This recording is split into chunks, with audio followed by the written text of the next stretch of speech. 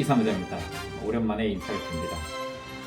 오늘은 유치권 신고된 경매 사건의 임야에 대해 인도명령을 신청하여 인용 결정을 받고 강제 집행까지 완료한 사례를 소개해드립니다.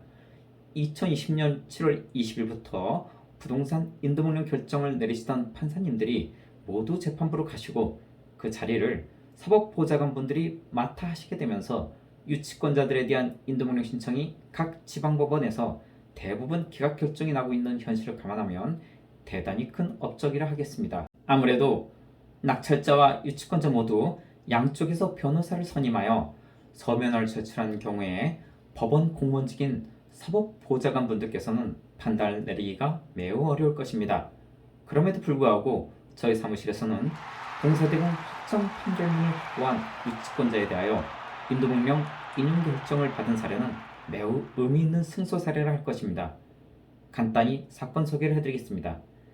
2021년 2월 중순 인천시 옹진군 영면의 임야가 부동산 경매 절차로 낙찰되었습니다. 이 사건 임야는 바다가 바로 보이고 가끔 유람선도 지나가는 매우 경치가 좋은 곳에 위치해 있습니다.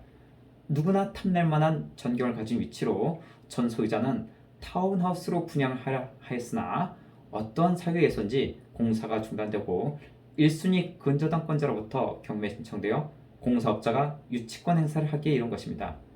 임야의 면적은 10,000평이 조금 넘는 토지로 감정가 약 75억 원이 조금 넘게 평가되어 낙찰가는 감정가에서 100%를 조금 넘는 가격에 단독으로 낙찰되었습니다.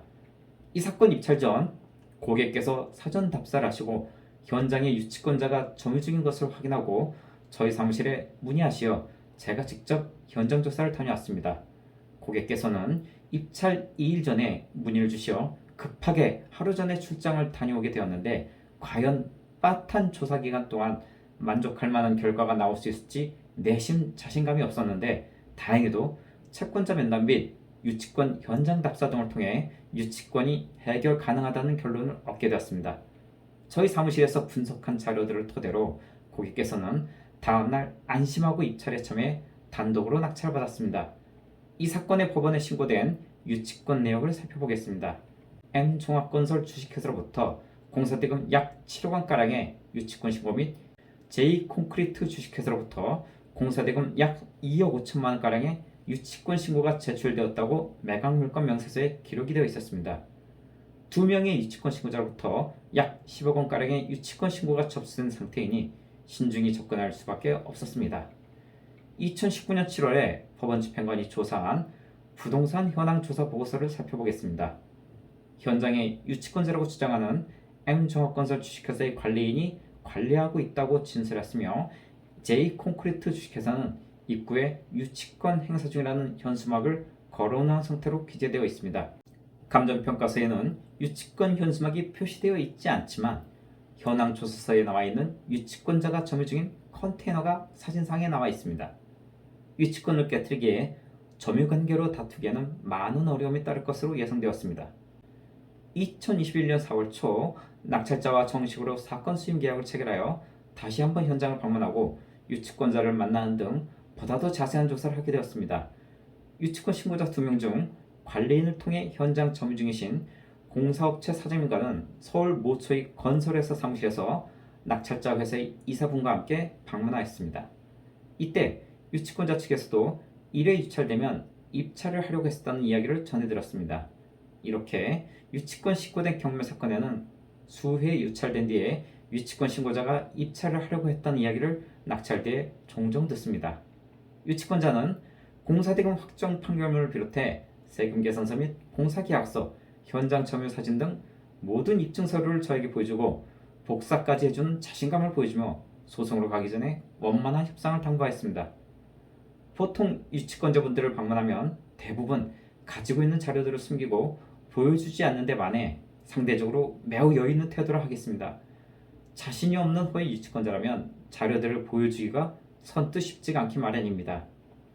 이 사건의 또 다른 교훈은 법원에 제출된 유치권 신고서는 매우 부실하였으나 유치권자가 소송 준비를 위해 나름 많은 준비를 하여 덫을 파놓고 기다리는 모양새를 보였습니다. 자칫 초보자분들이 유치권 신고서가 부실하다고 방심하여 덥석 입찰에 참여했다가 낭패를 보기 좋겠다는 생각이 들었습니다.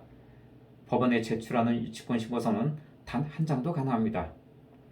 이 사실을 모르는 많은 경매 촉구자분들이 법원에 제출된 유치권 신고서가 너무 허술하므로 유치권이 인정되지 않는다고 하시는 말씀을 저에게 종종 하십니다. 하지만 입증 자료 등은 유치권 신고서 제출 시 의무사항이 아니므로 단촐한 유치권 신고서에 절대 유치권을 얕잡아서는 안 된다는 주의사항을 전해드립니다.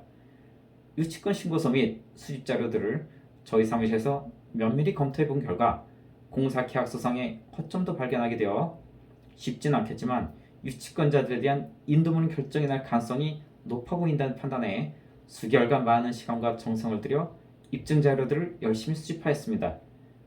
2021년 6월 점유이전 금지 가처분을 집행하고 7월에 인도명령 신청하여 2개월 뒤인 9월 7일 모두 인용 결정을 받았습니다. 명도 소송으로 진행하는 것보다는 확실히 빠른 기간에 해결된 것입니다. 유치권자 2명에 대하여 각각 공사대금 채권의 부존재 등 여러 주장을 수많은 입증자료 및 대법원 판례 등을 첨부하여 제출하였습니다. 이에 J콘크리트 주식회사는 답변서를 한 차례 제출하였으나 저희 사무실에서 답변서를 송달받은 일주일 이내 빠르게 준비 서면을 제출했는데 완벽한 반격에 상대방이 더 이상 답변서를 제출하지 못하였습니다. 이후 J콘크리트 주식회사는 항고를 깨끗이 포기하였지만 M종합건설 주식회사는 즉시 항고장을 제출하고 유치권 확인 소송 또한 동시에 제기하여 현재 소송이 진행 중에 있습니다. 또한 M종합건설 주식회사가 신청한 강제집행 정지 신청은 각하되어 본안 소송과는 전혀 무관하게 강제집행할 수 있게 되었습니다.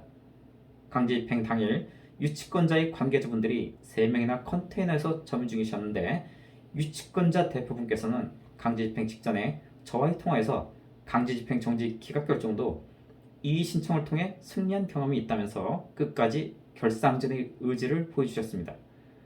점유자가 3명이나 있고 차량도 견인해야 하다 보니 혹시 모를 사고에 대비해 경찰차 및 응급 차량을 불러 만일의 사태에 대비하는 등 모처럼 긴장감이 넘치는 집행 현장이었으나 다행히 별다른 사고 없이 집행을 마칠 수 있었습니다. 현재 진행 중인 즉시 항고 소송 및 유치권 확인 소송 사건에는 저희 사무실에서 강제집행 완료하였다는 집행조서를 제출한 상태로 늦어도 1, 2개월 내에는 끝나리라 예상하고 있습니다. 유치권자가 합법적인 절차에 의해 점유를 상실한 상태이므로 더 이상 다툼의 여지가 없이 유치권이 인정되지 않을 것입니다. 이상으로 임야의 유치권자에 대한 인도문 결정 및 강제집행 사례를 소개되었습니다. 다음 시간에는 대전 중구의 한 근린시설 상가에 대한 인도문 결정 사례를 소개해드리도록 하겠습니다. 감사합니다.